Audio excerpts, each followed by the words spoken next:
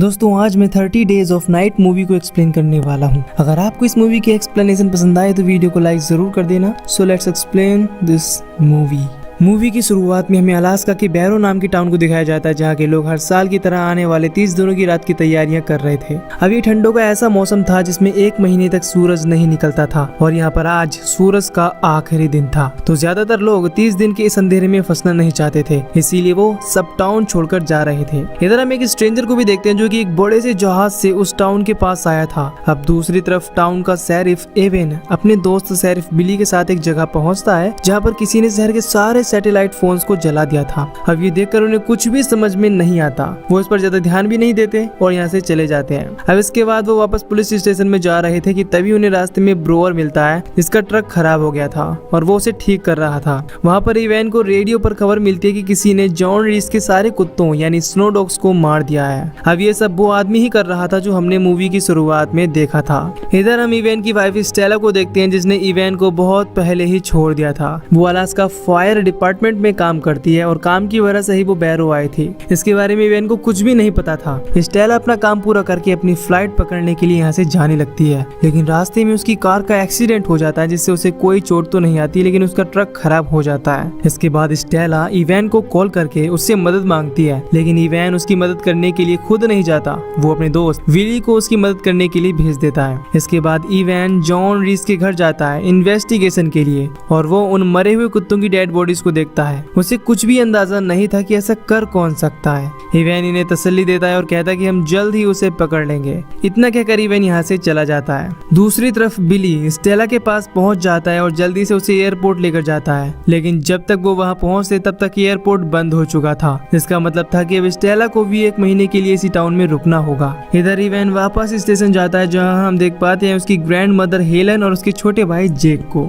अब यहाँ पर हेलन उसे एक और रिपोर्ट देती है जो कि यूटी लिडोर से आई थी। इसके बाद वो जल्दी से यूटी लिडोर पहुंचता है और वहां पहुंचने के बाद उसे कार्टर और विल्सन मिलते हैं। उसे पता चलता है कि किसी ने विल्सन के हेलीकॉप्टर को तबाह कर दिया है। अब इवैन को पता था कि ये सब कोई जानबूझकर ही कर रहा है, लेकिन इसके बारे में उसे कोई आइडिया नहीं था कि ये सब कर कौन रहा है। इसके बाद हमें गस नाम का एक आदमी दिखाया जाता है जो कि इसी टाउन की बिजली के सारे कनेक्शंस को संभालता था। तभी उसे बाहर से कुछ अजीब सी आवाजें सुनाई देने लगती हैं। इसे देखने के लिए वो टॉर्च लेकर बाहर जाता है जहाँ उसे बहुत सारे अजीब लोग घेर लेते हैं और उसे मार कर उसका खून पी जाते हैं, यानी कि ये सभी वैम्पायर्स थे। इधर हम उसी स्ट्रेंजर को देखते हैं जो कि रेस्टोरेंट में बैठा था जहां वो उस रेस्टोरेंट के वर्कर से बदतमीजी कर रहा था और कच्चा मांस मांग रहा था। तभी इवैन वहां पर पहुंच जाता है और उसे चुपचाप बाहर चलने के लिए कहता है, लेकिन वो किसी की बात सुनने के लिए तैयार ही नहीं था। तभी पीछे से स्टेला उसके ऊपर गन तान देती है, जिस वजह से वो आदमी स्टेला के ऊपर भी हमला करने की कोशिश करता है, लेकिन इवैन उसे पकड़ लेता है। इसके बाद वो उसे वहां से ले जाने लगता है। यहाँ पर स्टेला भी उसके साथ चलने के लिए कहती है और इसके बाद वो उसे स्टेशन में ले जाकर लॉक कर देता है। इधर हम देखते हैं 3 रिफाइनरी वर्कर्स को जो कि मस्ती करते हुए अपने घर जा रहे थे,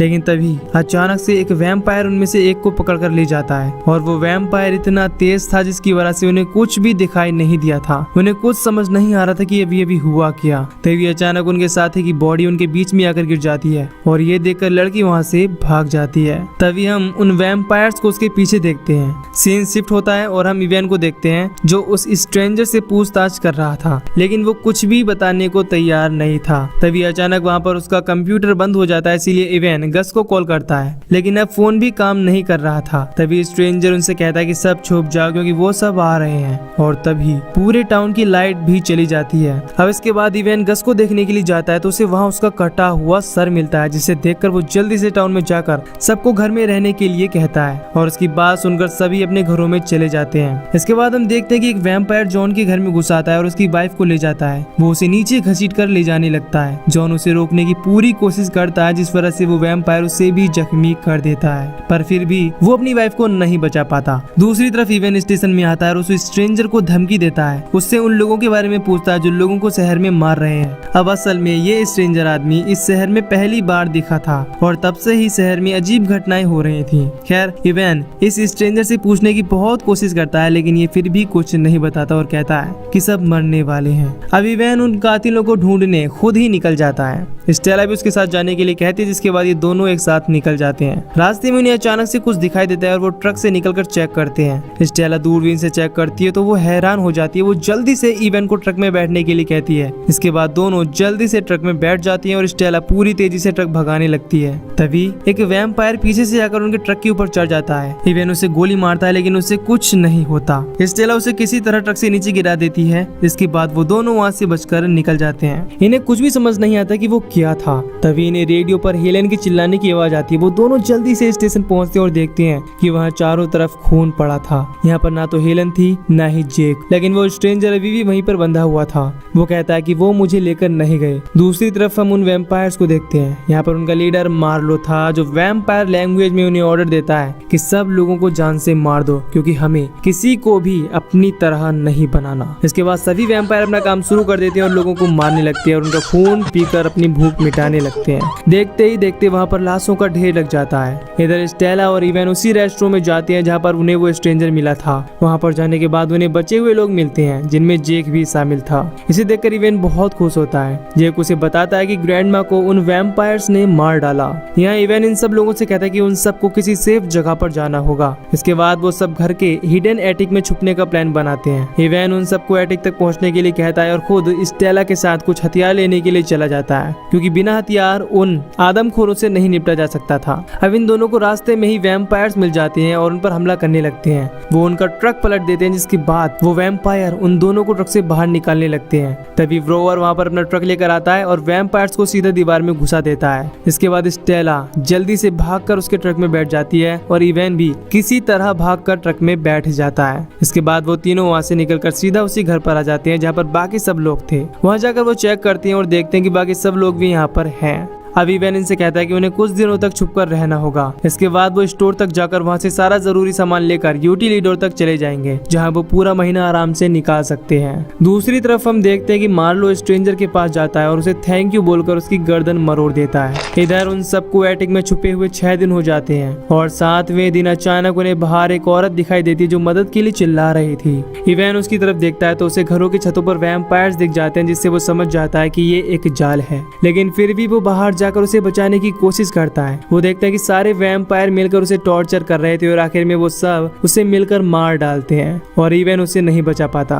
लेकिन वहाँ पर इवैन को घर के नीचे छुपा हुआ जॉन मिलता है। वो इसे बचाने की कोशिश करता है। जैसे ही वो उसे बाहर निकलता है तो देखता है कि जॉन भी उनमें से एक बन चुका था, क्योंकि जब उसे वैम्पायर ने जख्मी किया था तो वो भी वैम्पायर ब्लड से इन्फेक्टेड हो चुका था। अब जॉन इवैन को काटने की कोशिश करता है। इवैन के पास कोई चारा नहीं बचता, इसीलिए वो कुल्हाड़ी उठाकर उसका सर धड़ से अलग कर देता है। इसके बाद वो घर के अंदर आ जाता है। अब उसे जागे हुए काफी वक्त हो गया था, इसीलिए वो थोड़ी नींद लेने के लिए सो जाता है। उसके बाद बारी थी स्टेला की। यहाँ अचानक विल्सन का डैड अपना दिमागी संतुलन खो देता है और वहाँ से निकलकर बाहर जाने लगता है, लेकिन स्टेला और विल्सन किसी तरह उसे रोकते हैं। अब विल्सन के डैड बाथरूम का बहाना लेकर अंदर जाते हैं और खिड़की से निकलकर भाग जाते हैं। विल्सन घबरा जाता है और बिना कुछ सोचे समझे उन्हें ढूंढने के लिए बाहर जाने लगता है। स्टेला उसे रोकने की बहुत कोशिश करती है, लेकिन वो नहीं रुकता। शोर शराबा सुनकर इवैन की भी नींद खुल जाती है और वो स्टेला के पास आता है। अब उनकी आवाज को सुनकर एक वैम्पायर उस घर में घुस जाता है और इवैन स्टेला को लेकर छुप जाता है। जैसे ही वो वैम्पायर उन तक पहुंचता तभी विल्सन चिल्ला देता है, जिसकी आवाज सुनकर वो वैम्पायर बाहर जाकर उसे मार डालता है। अब मौका देखकर इवैन और स्टेला भी जल्दी से एटिक में छिप जाते हैं। अब 18 दिन बीत चुके थे।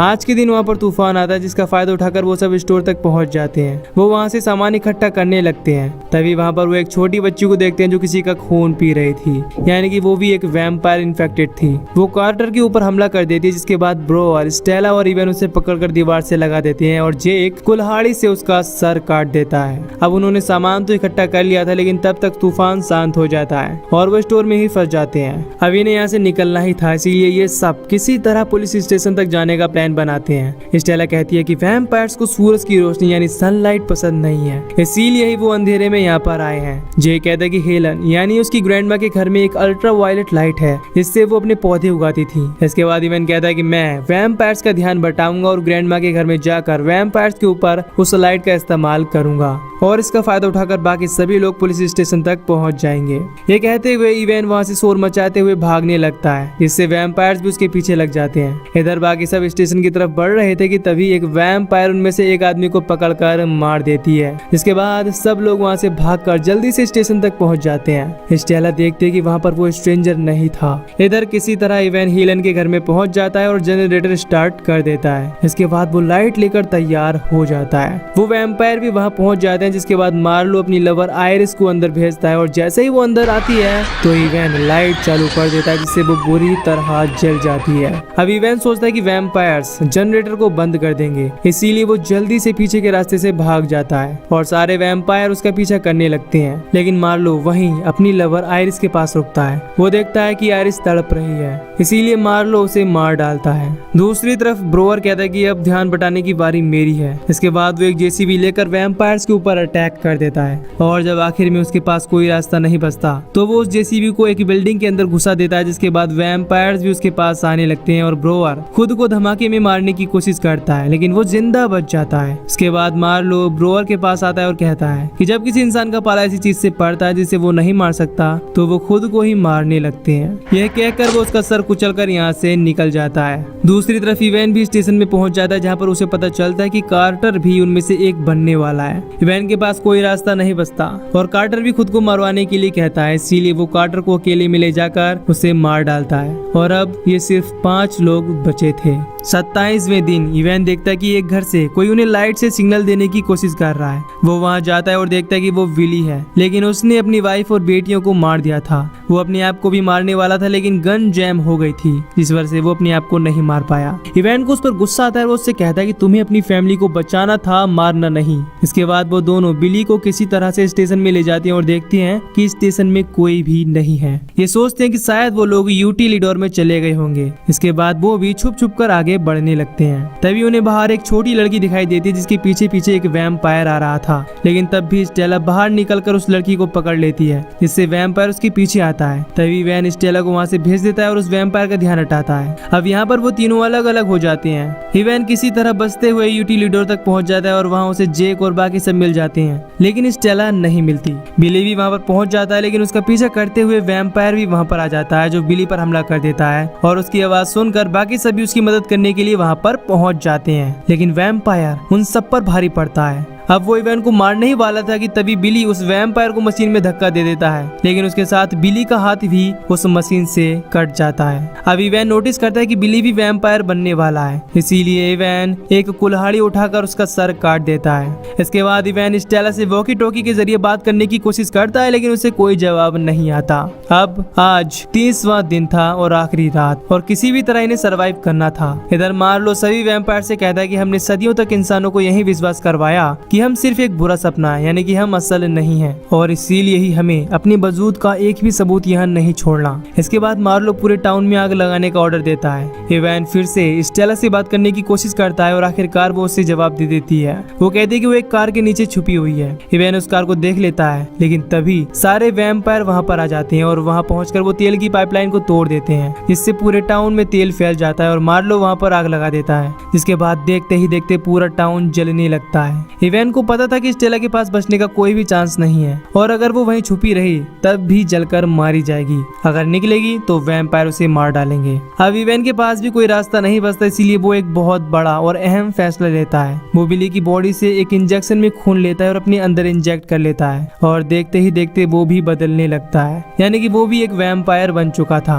वैम्पायर बनने के बाद वो कहता है कि उसे खून की स्मेल आ रही है। ये सुनते ही उसके बाकी साथी उसे मारने को कहते हैं, लेकिन जेक उसका भाई सबको रोक देता है। इसके बाद इवेन बाहर जाकर मार्लो से लड़ने लगता है। तभी जेक स्टेला को वहाँ से निकलने के लिए कहता है और जेक की बात सुनकर स्टेला वहाँ से निकल जाती है। इधर मार्लो इवेन को बहुत बुरी तरीके से मार रहा था, लेकिन इवेन हार नहीं मानता और जैसे ही मार्लो से खत्म करने के लिए उसकी ओर झपटता है तो इवेन अपना हाथ उसके मुंह के आर पार कर देता है, जिससे मार्लो की यहीं पर मौत हो जाती है। अब बाकी वैम्पायर्स भी मार्लो को मरा हुआ देखकर अपने पैर पीछे कर लेते हैं और यहाँ से जाने लगते हैं। अब उनके जाने के बाद सभी बाहर निकल आते हैं। स्टेला और इवैन एक साथ बैठकर सूरज को निकलता हुआ देखते हैं और जैसे ही सूरज की रोशनी इवैन पर पड़ती है इवैन जलने लगता है और स्टेला की बाहों में वो अपना दम तोड़ देता है। इसी के साथ ये मूवी यहीं पर खत्म हो जाती है। तो दोस्तों अगर आपको ये मूवी की एक्सप्लेनेशन पसंद आई हो तो वीडियो को लाइक जरूर करें और चैनल को भी सब्सक्राइब करें। बाकी मैं मिलूंगा आपसे न्यू वीडियो में। Till then take care, love you, bye bye.